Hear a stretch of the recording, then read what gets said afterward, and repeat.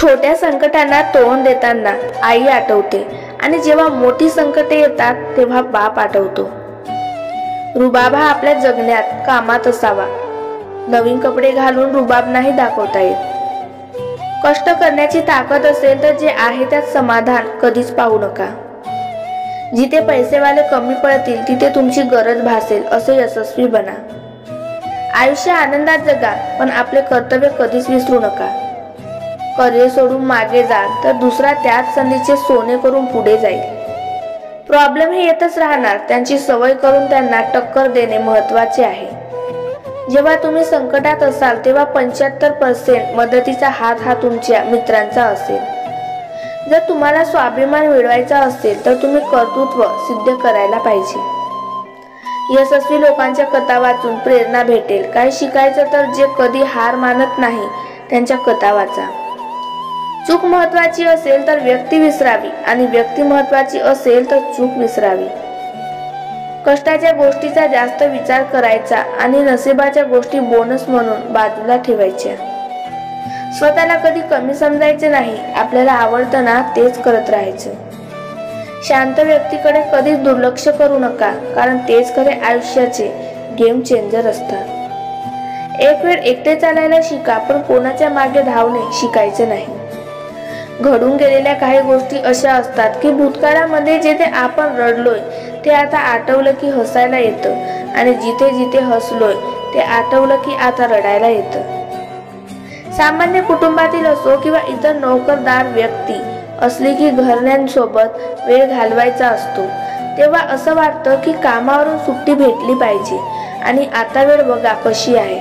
सर्वांना कामाची आठवण येतंय पण त्या व्यक्तीचं काय ज्याला कुटुंबच नाही, ते कसे दिवस काढत असतील। संकटाची पायरी सर्वांना चढावी लागते, मग हार मानून त्या पायरीवरून उडी मारायची की जिंकून त्या पायरीवरून खाली उतरायचे ते स्वतःवर अवलंबून आहे।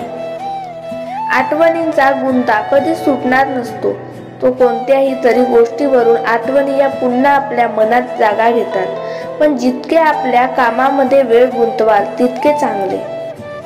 छोटेसे स्वप्न असते प्रत्येकाचे, पण तुम्हाला माहित आहे त्या स्वप्नामागे खूप मेहनत करावी लागते।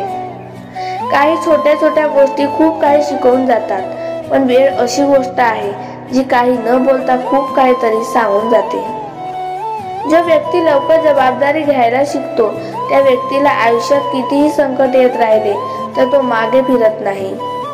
स्वतःला दिवसेंदिवस अपडेट करणे हाच तर आयुष्य जगण्याचा खरा नियम आहे। काही वाईट लोकांच्या मागे लागण्यापेक्षा आपल्या स्वप्नांच्या मागे लागा, कारण जेवढे तुम्ही पुढे जाल तेवढे स्वप्न तुमच्या जवळ येईल।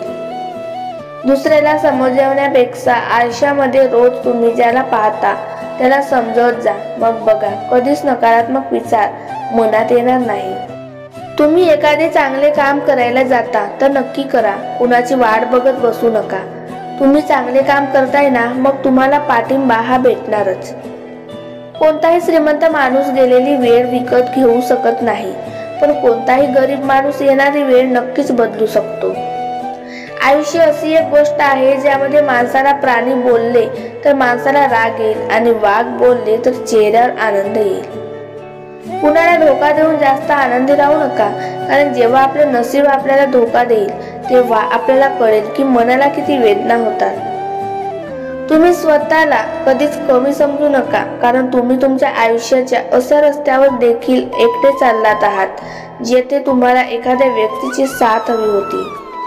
जो आपल्या कष्टावर विश्वास ठेवतो ना तो एक ना एक दिवस नक्कीच आपली स्वप्न पूर्ण करतो।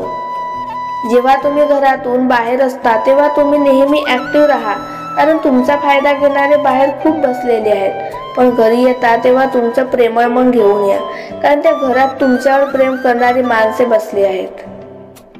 आयुष्यात सर्व गोष्टींचा फायदा घ्या, पण कधी कुणाच्या प्रेमाचा आणि विश्वासाचा फायदा घेऊ नका। तुम्हाला त्रास नाही होत, पण समोरच्याची परिस्थिती काय बनते त्याचं त्याला माहीत असतं।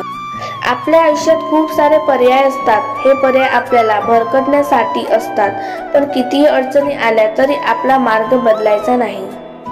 आपल्या आयुष्यात एक शब्द आपल्याला प्रत्येक सुख दुःखातून मुक्त करतो, तो शब्द म्हणजे प्रेम।